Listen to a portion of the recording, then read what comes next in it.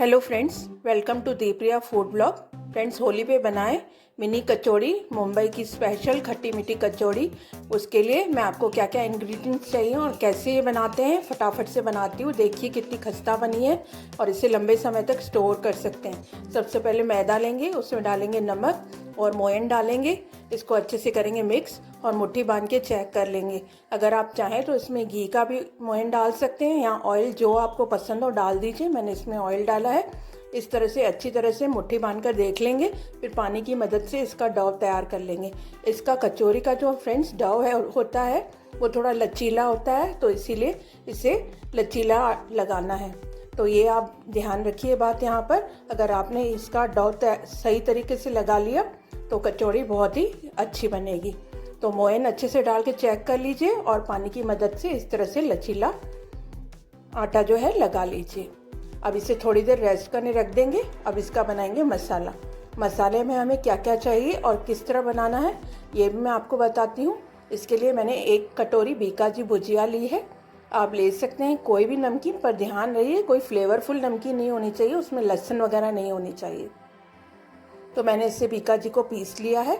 और मैंने लिया है 1 कटोरी बेसन, और मैंने लिए खड़े मसाले, सौंफ, राई दाना, साबुत धनिया, हींग और कुछ चिली फ्लेक्स, अमचूर पाउडर, नमक, लाल मिर्ची, हल्दी, धनिया और थोड़ा सा गुड़ 2 चम्मच।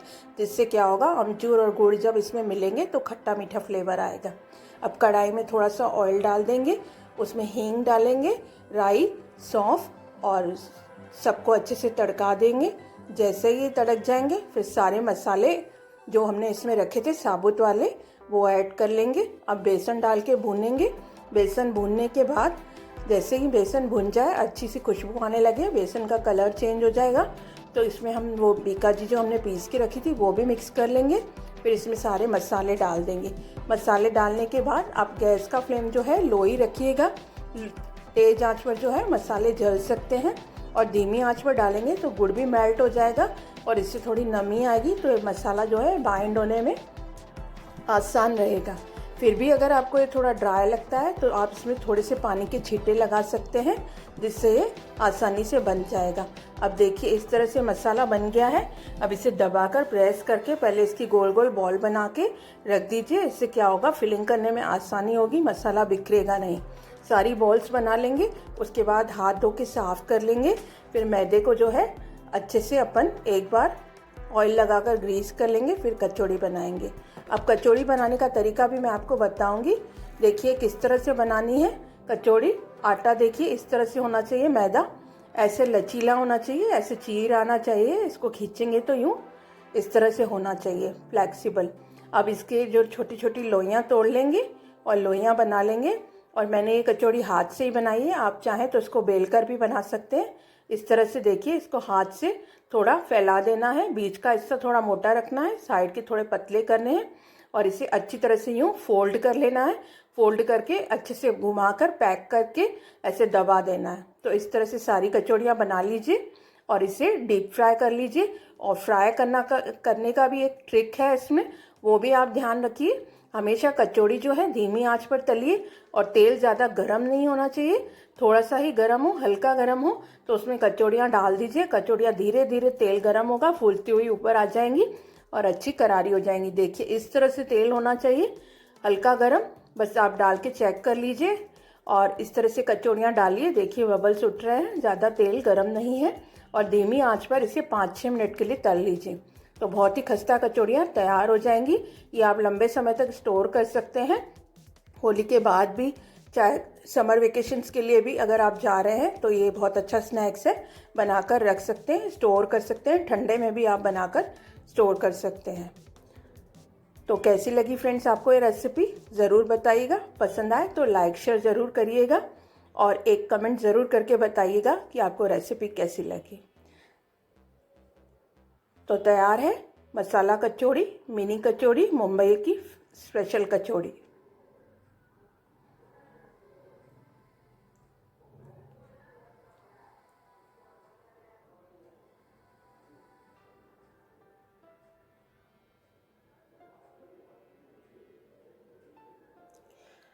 हेलो फ्रेंड्स, अब मैं आपको बताऊंगी सांटे जिसको गुजराती में साटे बोलते हैं, कच्छ की फेमस डिश है। सिंधी में इसे मीठी टिक्कियाँ बोलते हैं। कई लोग इसे मैदे के शक्करपारे भी बोलते हैं, जिसमें कि है ना ऊपर से शक्कर लगी हुई होती है। इसके लिए मैंने यहाँ 2 कटोरी मैदा लिया है। उसमें मैंने छोटा चम्मच बेकिंग सोडा डाल दी है, या बेकिंग पाउडर, जो भी आप डालना चाहें वो डाल दीजिए। और घी का मोयन डालना है और 1 चुटकी नमक डालना है। पहले घी डालकर इसे अच्छे से मिक्स कर लेंगे और मुट्ठी बांधकर चेक करेंगे। मेरा घी जमा हुआ है, इसलिए मेरे को थोड़ा ऐसे लग रहा है कि मैंने 2 चम्मच डाले, पर इसमें करीब 3 से 4 चम्मच घी लगेंगे, तो आप घी मेल्ट करके डालिएगा। इस तरह से 2 कटोरी मैदे में मैंने 2 चम्मच मोयन घी डाला है, थोड़ा सा बेकिंग पाउडर और थोड़ी सी 1 चुटकी नमक डाली। और इसका जो डो लगाना है वो दूध से गूंथना है। इस तरह से दूध थोड़ा थोड़ा डालकर गूंथ लीजिए। मैंने 1 कप दूध लिया था, उसमें से देखिए थोड़ा सा बचेगा, पूरा नहीं लगेगा, तो आप थोड़ा थोड़ा करके इसका सख्त डो तैयार करना है।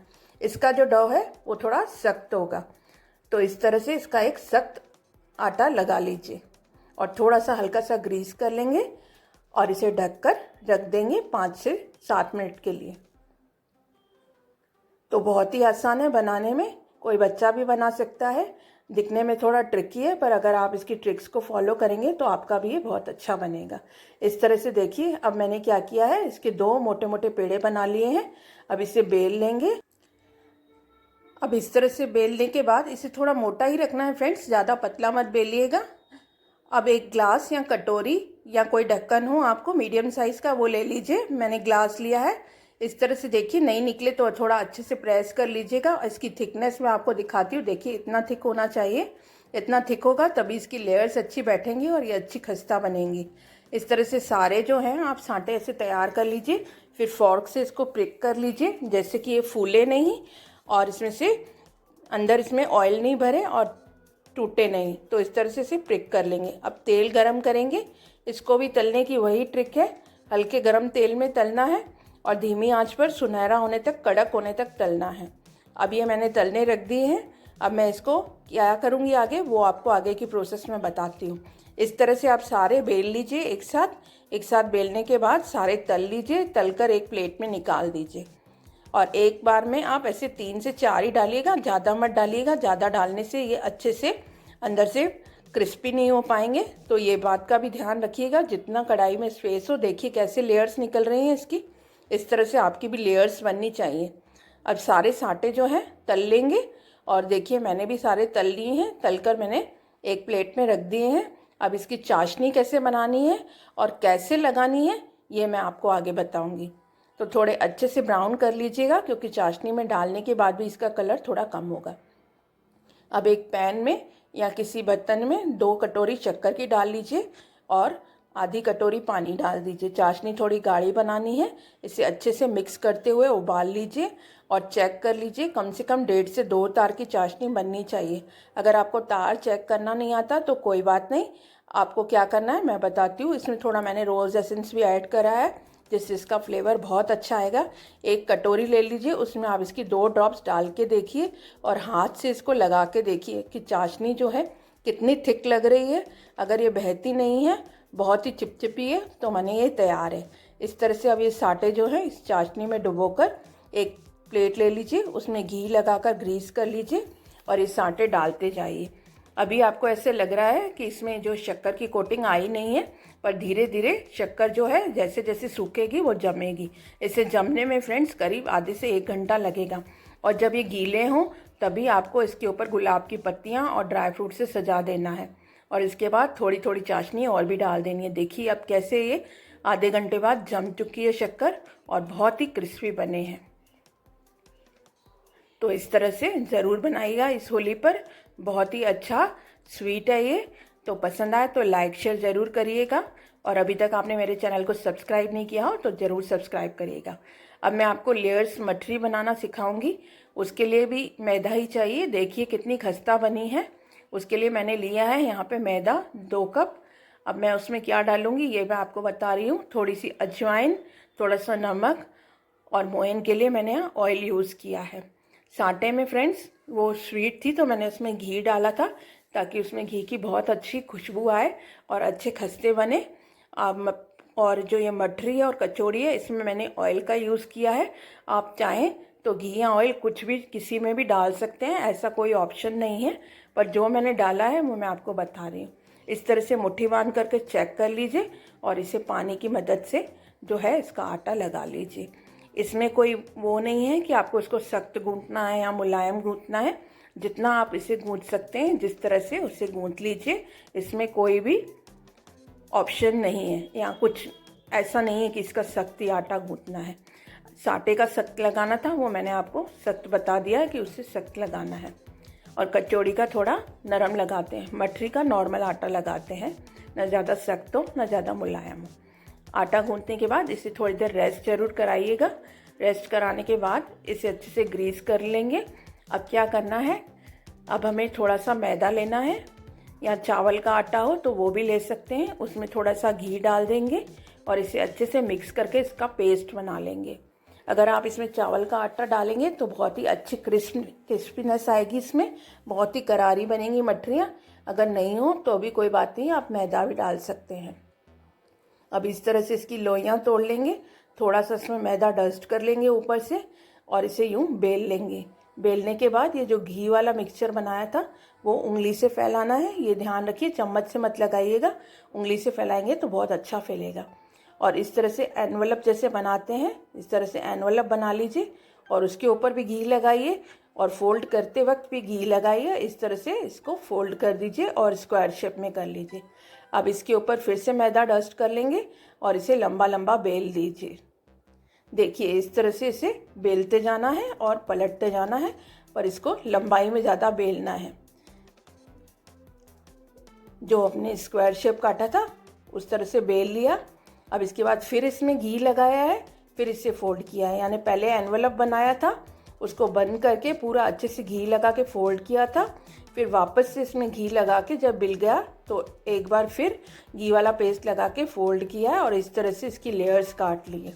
अब जैसे इसको फ्राई करेंगे तो इसकी लेयर्स उठने लगेंगी और एक एक लेयर अलग हो जाएगी। तो इसको बेलने का ढंग जो है वो ज़्यादा ट्रिकी है, वो थोड़ा आप ध्यान रखिएगा। जिस तरह से मैंने बेला है, पहले पराठे के जैसे गोल रोटी के जैसे बेल लेना है, फिर घी और मैदा लगा के उसे एनवलप के जैसे फोल्ड कर लेना है, 4 फोल्ड कर लेने हैं, फिर इसको लंबाई में फोल्ड करना है, फिर लंबाई में इस तरह से पतली पतली स्ट्रिप्स काट लेनी है। और जैसे जैसे आप इसको फ्राई करेंगे धीमी आंच पर इसकी लेयर्स उठती जाएंगी। तो बहुत ही बढ़िया स्नैक्स है, तो होली पर ज़रूर बनाइएगा।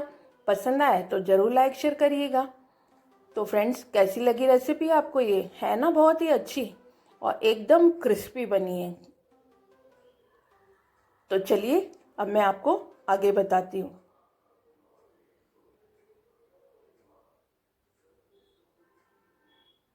अब मैं आपको फ्रेंड्स बताऊंगी ड्राई गुजिया की रेसिपी।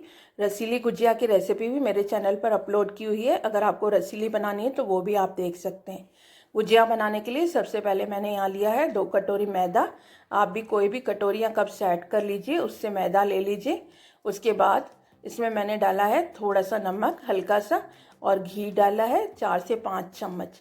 इसमें गुजिया में घी डालना है, इसीलिए डाला है क्योंकि अगर मिठाई होती है तो उसमें घी की खुशबू बहुत अच्छी आती है, अच्छा क्रिस्पीनेस आता है और टेस्ट बहुत बेस्ट बैठता है। तो अगर आप कोई भी मैदे की स्वीट बनाते हैं इस तरह से मैदा जो है लगाना होता है तो घी ज़रूर डालिएगा, घी से बहुत टेस्ट में फ़र्क पड़ता है। अब इस तरह से मुट्ठी बांध के देख लिए बन गई है। अब इसका जो है डो लगा लेंगे। लगभग सबका डो सेम ही है, बस किसी में पानी डाला है, किसी में दूध डाला है, कुछ सख्त गूंथना है, कुछ लचीला गूंथना है। तो ये आप ध्यान रखिए और उस हिसाब से जो चीज़ आपको पसंद आई हो उसका डो लगा लीजिए। अब यहाँ मैंने गुजिया का डो लगा लिया है। इसे लगाने का एक तरीका होता है, इसे मिक्स करते करते लगाना है, यानी थोड़ा रफली गूंथना है, ज़्यादा प्रेस करके आटा नहीं लगाते। अब इसे ग्रीस करके मैंने रख दिया है, एक रुमाल से कवर करके इसे रख लीजिए एक कपड़े से, जिससे जो आटे में है नमी बरकरार रहेगी। अब एक पैन को ग्रीस कर लेंगे, इसमें ड्राई फ्रूट्स जो भी आप डालना चाहें, काजू बादाम पिस्ते, उसे रोस्ट कर लीजिए। रोस्ट करने के बाद इसे निकाल लेंगे और आप चाहें तो इसी में ही नारियल का चूरा और किशमिश डालकर रोस्ट कर सकते हैं। चाहें तो इनको अलग अलग रोस्ट कर लीजिए, थोड़ा सा अच्छी सी खुशबू आने लगे, भीनी हल्का सा कलर चेंज हो जाए तब तक इन्हें रोस्ट करना है। अब जैसे ये रोस्ट हो जाएंगे, ड्राई फ्रूट्स, किशमिश और कोकोनट पाउडर, इनको हम निकाल लेंगे। अब निकालने के बाद उसी पैन में वापस 1 चम्मच घी डालेंगे और थोड़ी सी 2-3 चम्मच सूजी डाल देंगे। सूजी इसलिए डालिए, सूजी जो है नमी को सोख लेती है। तो ये डालने से गुजिया हमेशा करारी पड़ी रहती है, भले आप इसे 15 से 20 दिन भी रखेंगे तो ये आपकी खस्ता ही पड़ी रहेंगी, नरम नहीं होगी। तलने के बाद भी जैसे इसमें अगर चीनी डालते हैं, थोड़ी नमी होती है तो सूजी एब्जॉर्ब कर लेती है।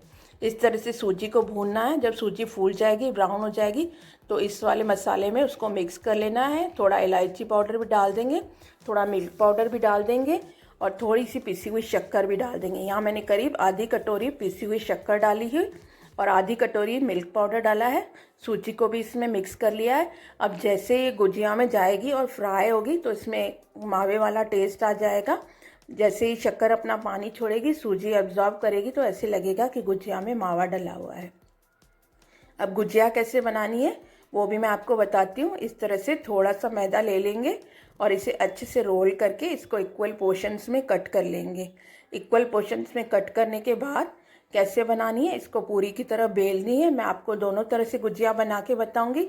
एक गुजिया मेरे पास सांचा है उसमें बनाऊंगी और एक मैं आपको बिना सांचे के बनाऊंगी। बहुत ही सिंपल तरीके से बताऊंगी जो आप आसानी से बना सकें। ना उसके पल्ले बनाने हैं, ना उसे फोल्ड करना है। बहुत ही सिंपल, कोई बच्चा भी बना सकता है। अगर आपके घर में छोटे छोटे बच्चे हैं तो आप उनकी हेल्प भी ले सकते हैं, वो भी आपको ये बनाने में हेल्प कर सकते हैं और ये लंबे समय तक स्टोर कर सकते हैं। तो आप काफ़ी क्वांटिटी बना सकते हैं। इस तरह से देखिए, पूरी बेली, मसाला फिल किया, उंगली से पानी लगा दिया चारों तरफ और इसे चिपका दिया। बहुत ही आसान है। और फॉर्क लेके इस तरह से इसमें अच्छे से डिज़ाइन भी बना लेंगे और पैक का पैक भी हो जाएगा, डिज़ाइन की डिज़ाइन भी हो जाएगी। तो है ना कितनी आसान। अब इस तरह से मेरे पास ये गुजिया का स्टैंड है, उसमें मैंने ये रख दिया है। अगर आपके पास भी स्टैंड हो तो आप भी उस तरह से इसमें पूरी डालकर पानी लगा दीजिए किनारों में और बंद कर लीजिए और जो एक्स्ट्रा है पूरी वो हटा लीजिए। तो देखिए, और मैं दोनों आपको रख के बताऊंगी, दोनों में कोई फ़र्क नहीं है। घर का जो मैंने बनाया है बिना स्टैंड के, वो भी ऐसी ही बनी है। इस तरह से मैंने सारी गुजियाएँ बना ली हैं। इससे भी फ्राई करने का तरीका वही है, तेल कम गर्म होना चाहिए और धीमी आंच पर फ्राई करेंगे तो अच्छी खस्ता गुजिया बनेगी। तो फ्रेंड्स, इस होली पे चारों स्नैक्स आप बनाकर रख सकते हैं। चाहे तो समर वेकेशंस के लिए भी बना सकते हैं। अगर आप लंबी दूरी पे ट्रैवलिंग कर रहे हैं तो ये बहुत ही अच्छी चीज़ें हैं जो आप बनाकर अपने साथ ले जा सकते हैं और बच्चों को भी खिला सकते हैं, खुद भी खा सकते हैं। तो ज़रूर बनाइएगा और एक बार ट्राई ज़रूर करिएगा। पसंद आए तो ज़रूर बताइएगा कि आपको रेसिपी कैसी लगी। देखिए गुजिया कितनी खस्ता बनी है, दिखने में ही लग रही है सुपर टेस्टी। तो ज़रूर बनाइए इस होली और बताइए कि आपको रेसिपी कैसी लगी। ये होली स्पेशल मेरा वीडियो आपको कैसा लगा।